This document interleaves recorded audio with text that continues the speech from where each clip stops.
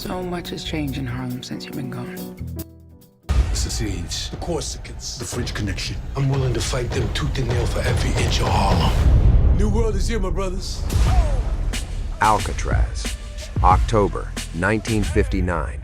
Ellsworth Bumpy Johnson was 7 years deep into a 15-year stretch. The Rock, that fortress out in the bay, where they warehoused the guys nobody else could handle. Johnson was 54, in on a federal narcotics beef. One of 260 guys stuck on an island where checking out early wasn't an option. The place was tight. Discipline was rigid, but you could feel the violence humming under the floorboards. Bumpy touched down in June 1953. By October 1959, he was a man who commanded the room, a former boss from Harlem. Guy ran the numbers, moved millions, survived wars that buried lesser men, carried himself with a cold, quiet weight. You respected him, didn't matter your background. But for the black inmates, he was the chairman, built an empire uptown, looked the Italian families in the eye, proof you could stand up, even in a world owned by the white syndicates. But you always get one guy who doesn't know the score, a giant white guy named Erik Paulson. He was about to learn that disrespecting Johnson came with a heavy tax, a bill you can't pay with size or muscle. 17 guys who were on the inside back then tell the same story. They saw it go down. October 23rd, 1959, in the mess hall, became the most talked about hit in the history of the Rock. Not because it was messy, we'd seen bloodier work. It was the efficiency, the speed, the way it permanently shut down the noise that had been building all week. Paulson was 38 that October. The exact kind of animal this cage was built for. Violent, hateful, and didn't lose a second of sleep over it. Standing 6'4", 275 pounds of yard-built muscle, sitting on 3 murder convictions, killed 3 black men during stick-ups in Texas back in the mid-50s. It's in the files. Picked them specifically. Told the court that putting down a colored man wasn't murder. Called it pest control.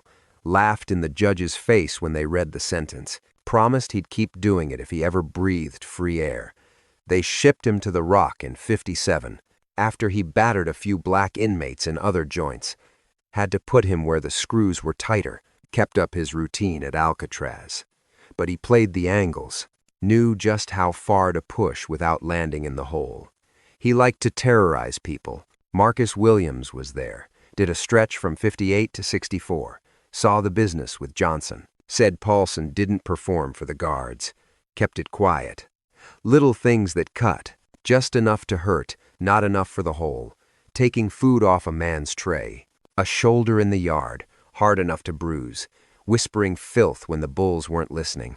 Making it clear he thought you were nothing. Said Alcatraz was too good for us.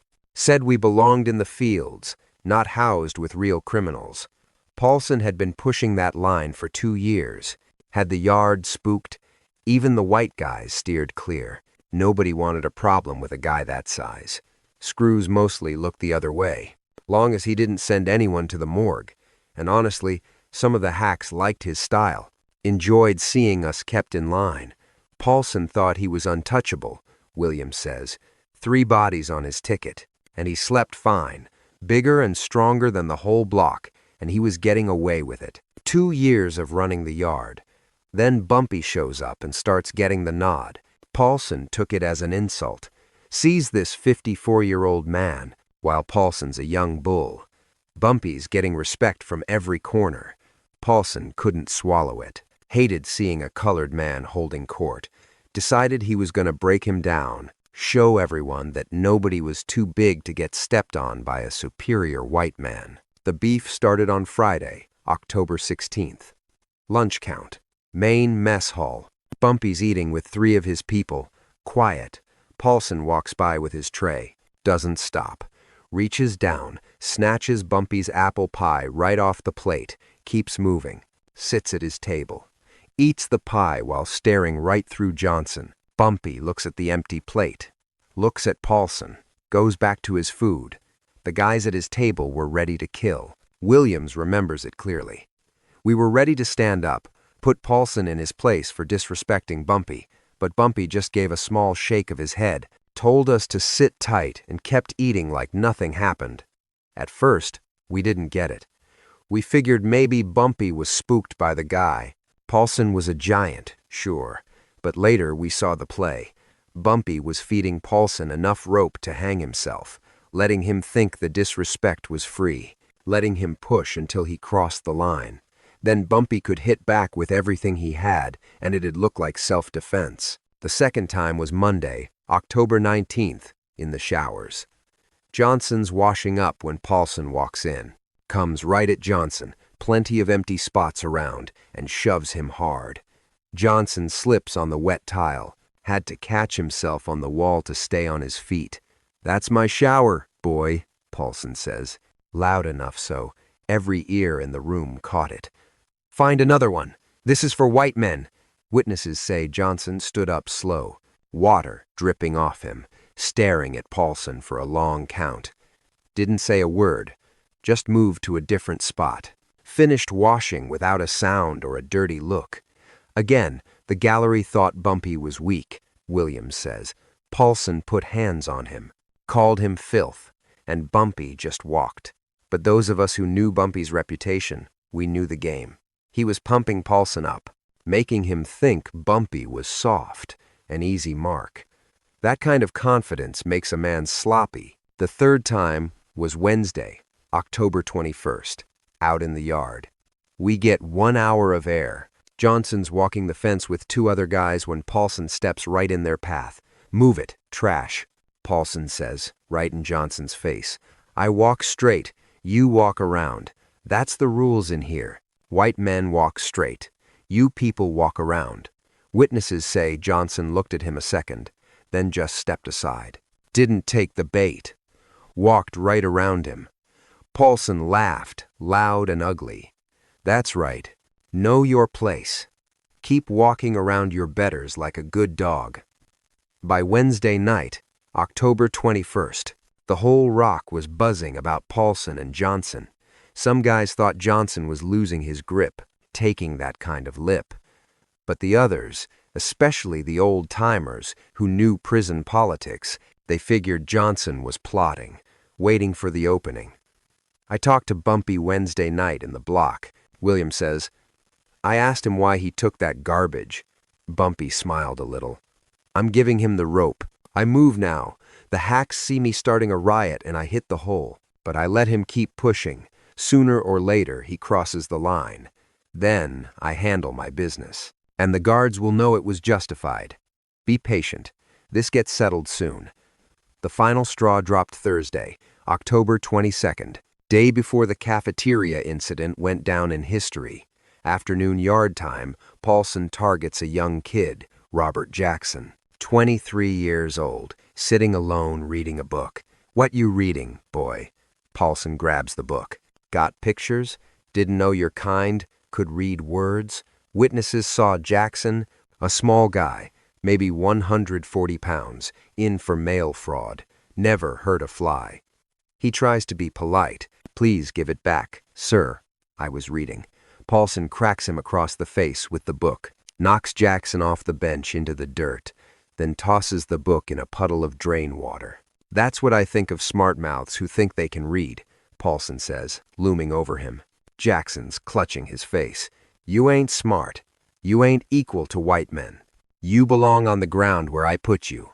Guards broke it up before it got worse, but they went easy on Paulson. A warning, and lost a day of yard time. Jackson went to the infirmary with a split lip and a shiner. That evening, Bumpy Johnson sat with the boys in the cell block. Williams was there. Johnson said something that let everyone know the clock had run out. Tomorrow at lunch, Paulson gets his lesson. He'll remember it forever. I've been patient.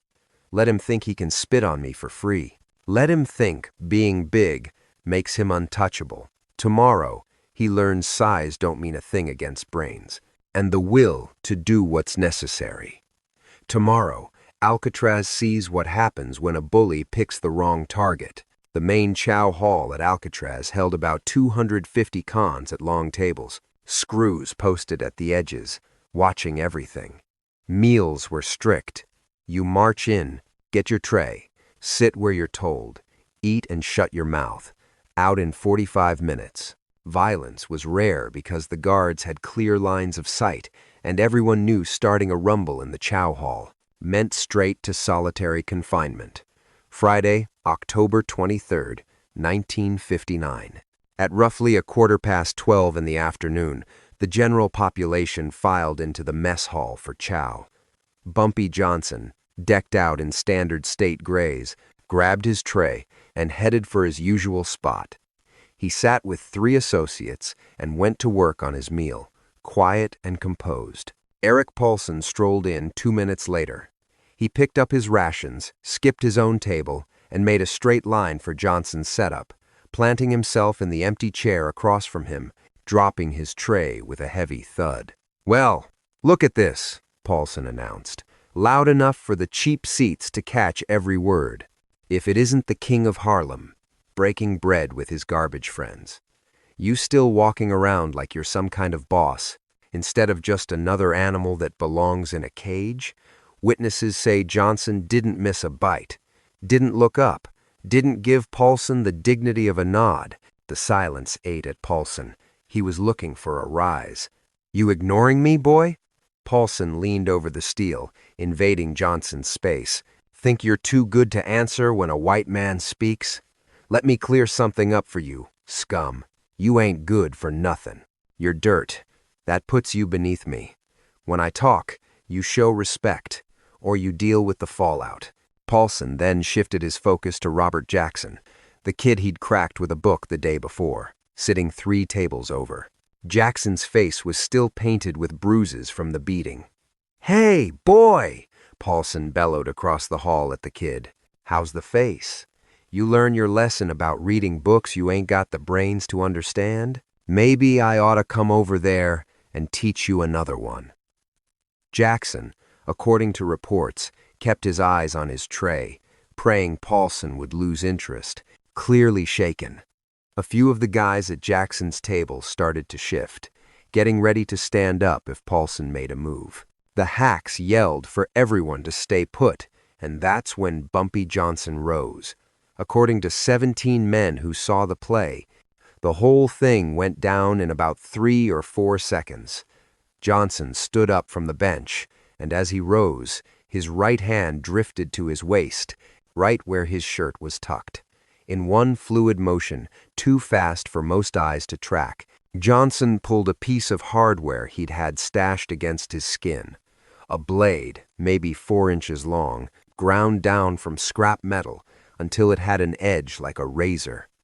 In the yard, they call it a shank, the kind of tool a veteran can fashion out of nothing and tuck away where even the shakedowns don't find it. Johnson stepped around the table toward Paulson, moving with purpose but not rushing, closing the 8-foot gap in 2 seconds flat.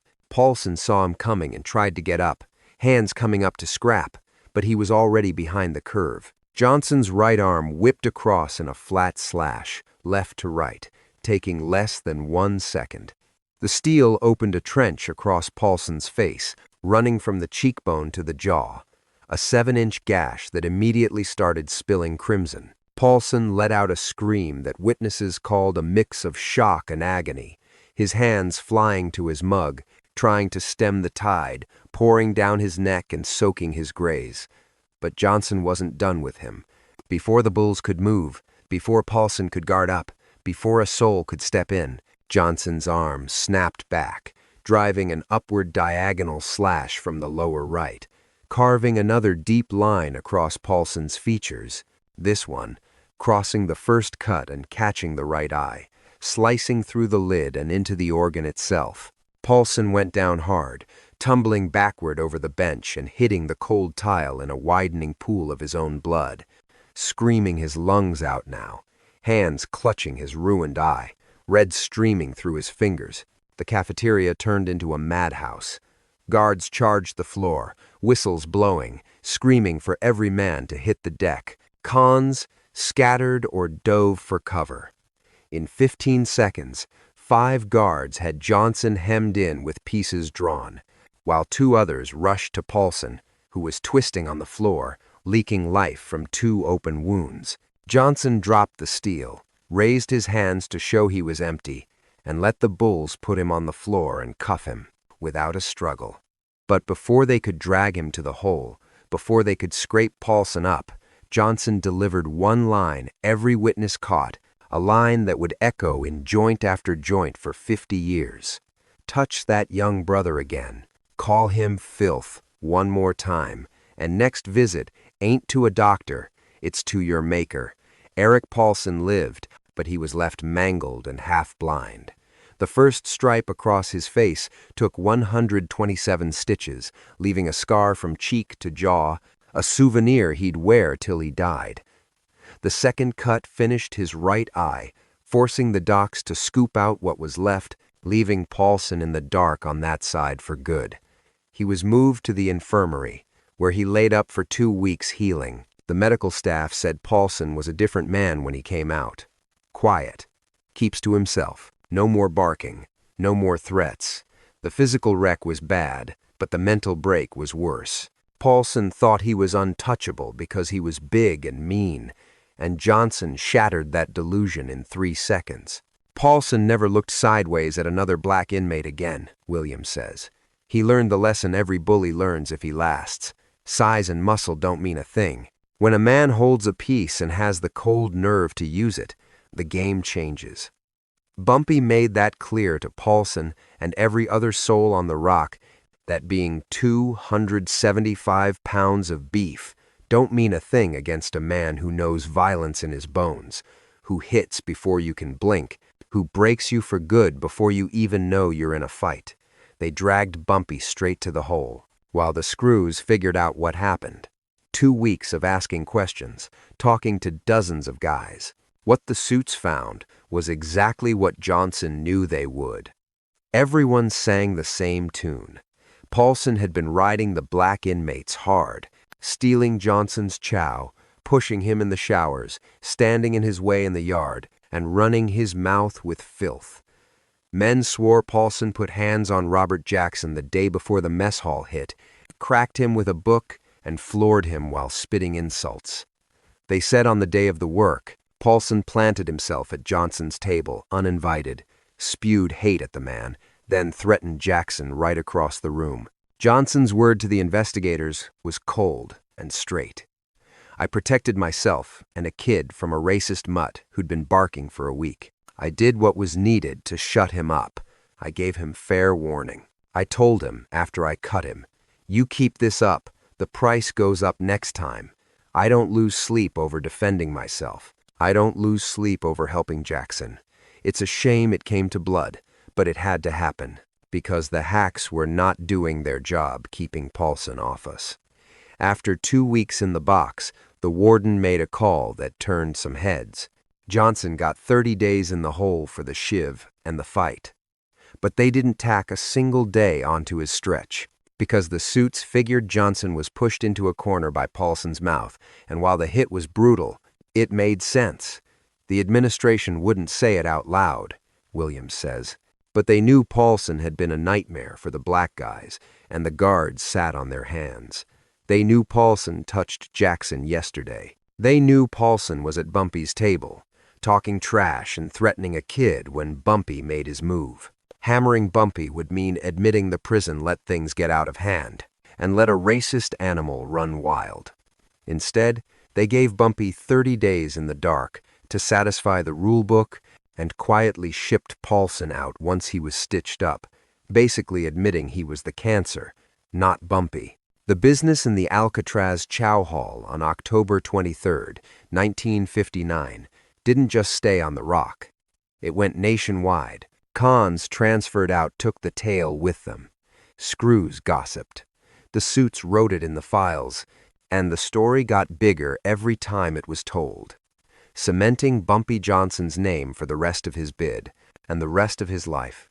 The story had rules. First, the waiting. Johnson took a week of garbage, letting Paulson get sloppy and comfortable, waiting for the split second it was right. Then the speed. 2 cuts in 3 seconds.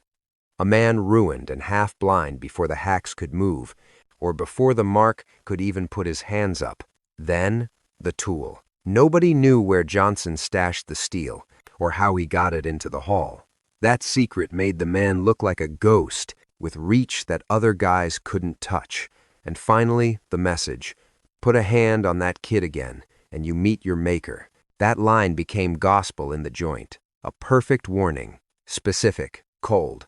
Coming from a guy who just proved he had the stomach to do terrible things. Then there was the age.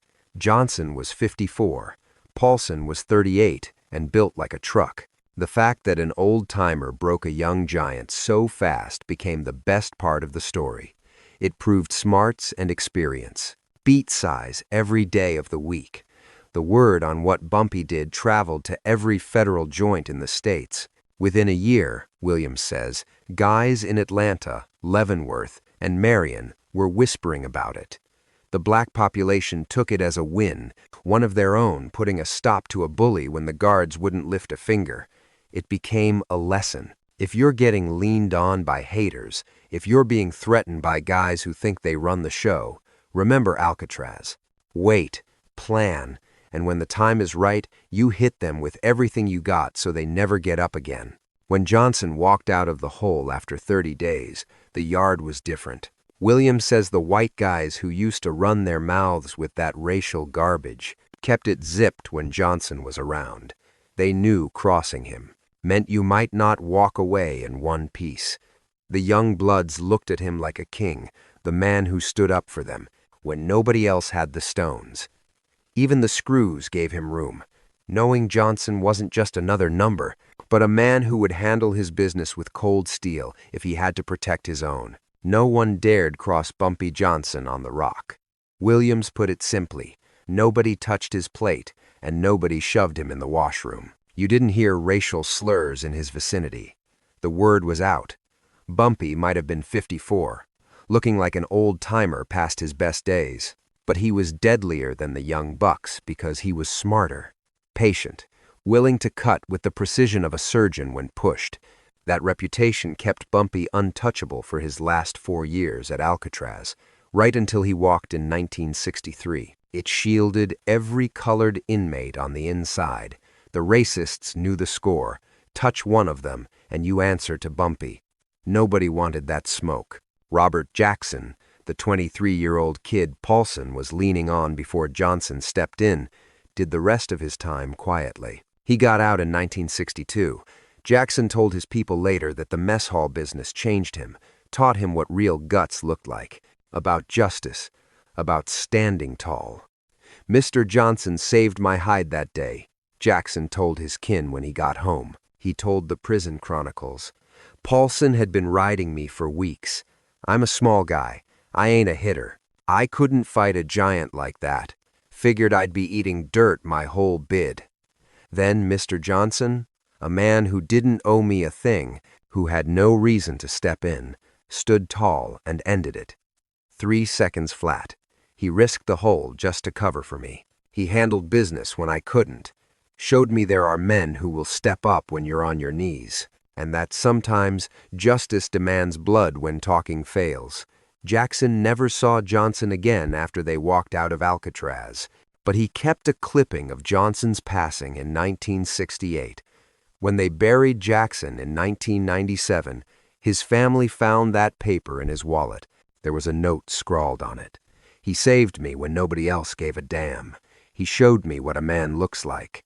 Signed, R.J., 1962. As for Erik Paulson, they shipped him from Alcatraz to Leavenworth, Kansas, in December 1959, 2 months after he got sliced. That's what the records say, and the cons at Leavenworth confirmed it. Paulson wasn't the same man. He was ugly now, big scar across his mug, one eye dark.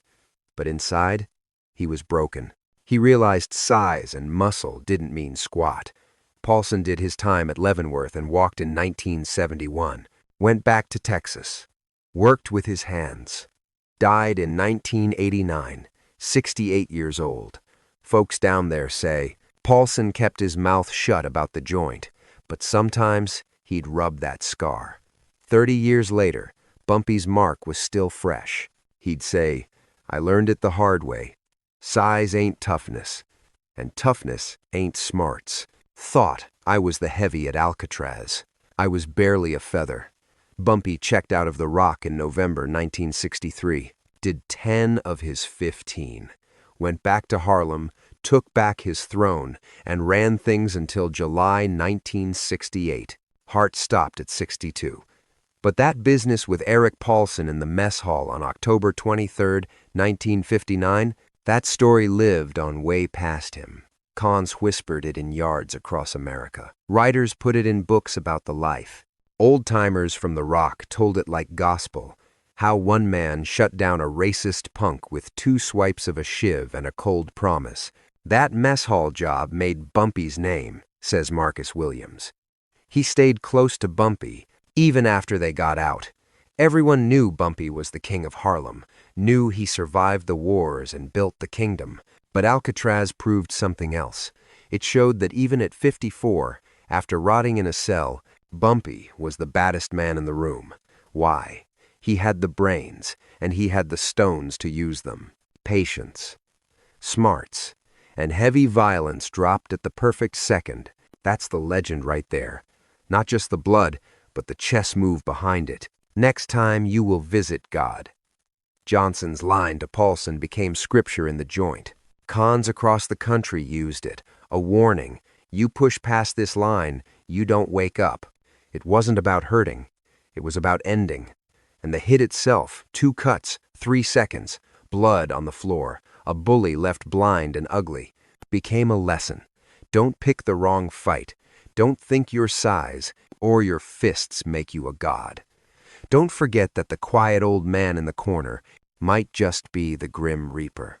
That was October 23rd, 1959, the day Erik Paulson found out Bumpy Johnson, at 54, past his prime, could still deal out enough pain to make a 275-pound killer scream like a child. That cut became history, showed every con in America that age don't mean a thing when you got a mind sharp as a razor. 3 seconds. That's all it took to prove why you never disrespect Bumpy Johnson. He'll give you the rope, let you tie the knot. Then he'll slice you so clean you'll be bleeding out before you even know you're hit. And you'll wear that mistake on your face until they put you in the ground.